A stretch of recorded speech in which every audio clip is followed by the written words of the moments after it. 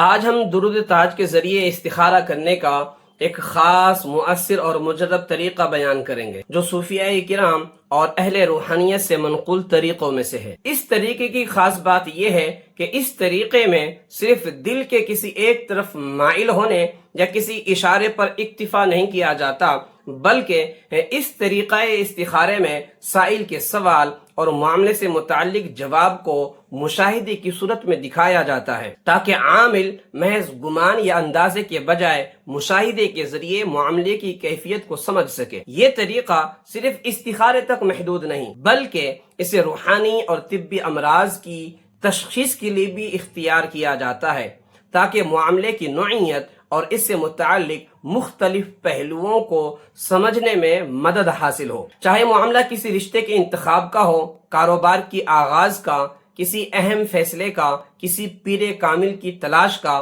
یا کسی بیماری کے بارے میں اس کی نوعیت اور ممکنہ اسباب کو سمجھنے کا۔ تو ویڈیو کو مکمل توجہ کے ساتھ آخر تک ملاحظہ کیجیے۔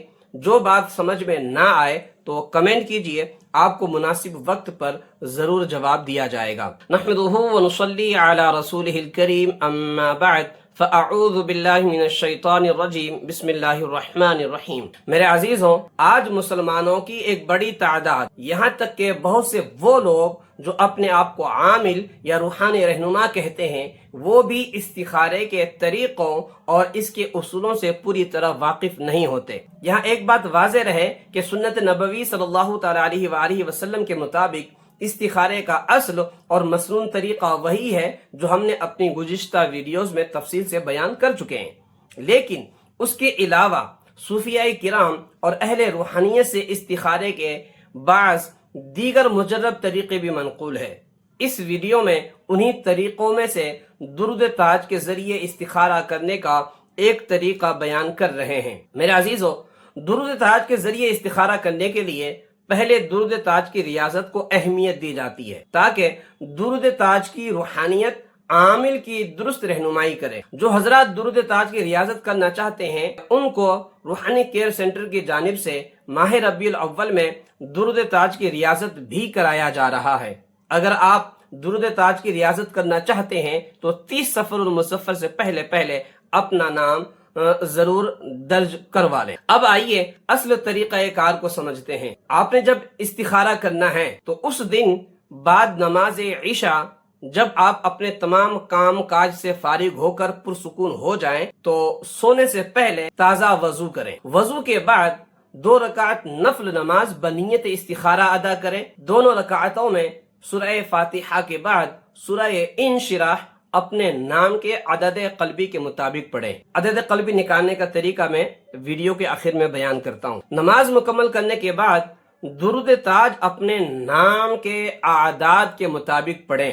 ہاں، جو درود تاج کے عامل ہوں گے انہیں نام کے اعداد کے مطابق پڑھنے کی ضرورت نہیں، بلکہ وہ کم تعداد میں پڑھیں گے تو بھی ان کا کام ہو جائے گا۔ جب مقررہ تعداد مکمل ہو جائے تو کسی سے بات چیت کیے بغیر سو جائیں تو خواب میں آپ کو مشاہدہ کرا دیا جائے گا۔ اگر پہلے دن مشاہدہ نہ ہو تو چند دن مسلسل یہ عمل کریں، بفضلہ تعالی ضرور مشاہدہ ہو جائے گا۔ تو اب آئیے یہ بھی سمجھ لیتے ہیں کہ اپنے نام کے اعداد اور عدد قلبی کیسے معلوم کرتے ہیں۔ آپ کی اسکرین پر ابجد قمری کا چارٹ نظر آ رہا ہے۔ آپ نے اپنے نام میں موجود ہر حرف کا عدد نکال کر تمام اعداد کو جمع کر لیں۔ مثال کے طور پر میرا نام زبیر ہے اور زبیر میں 4 حرف ہے، زا، با، یا اور را۔ زا کے 7، با کے 2، یا کے 10 اور را کے 200۔ اب ان سب کو جمع کرتے ہیں۔ 7 + 2 + 10 + 200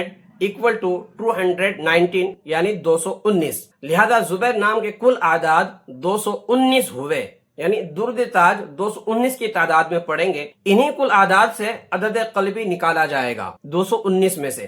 زبیر نام کی کل اعداد 219 آئے۔ اب ان تینوں ہندسوں کو آپس میں جمع کریں گے 219 کو، جیسے 2 + 1 + 9 = 12 یعنی 12۔